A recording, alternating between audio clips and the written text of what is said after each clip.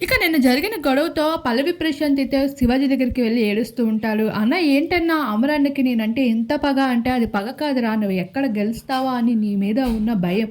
అంతేగాని నీ మీద పగేం లేదు వాడికి" అంటూ అమర్ కోసం ఎంతో పాజిటివ్‌గా అలానే అసలైన మైండ్ సెట్ కోసం అయితే నోరిప్పుతూ కనిపించేశాడు శివాజీ. ఇక ఆ మాటకి ప్రశాంత్‌కి ఏమనాలో తెలియక తన కన్నీళ్లను తుడుచుకుంటూ అయితే కనిపించేశాడు.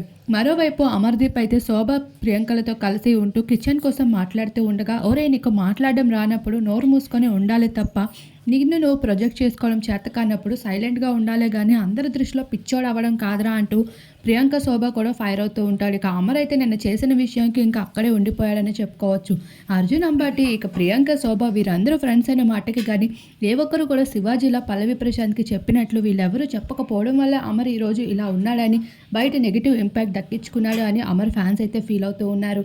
మరి ఈ విషయంపై మీ అభిప్రాయం ఏంటి అనేది తప్పకుండా కామెంట్ సెక్షన్‌లో కామెంట్ చేయండి.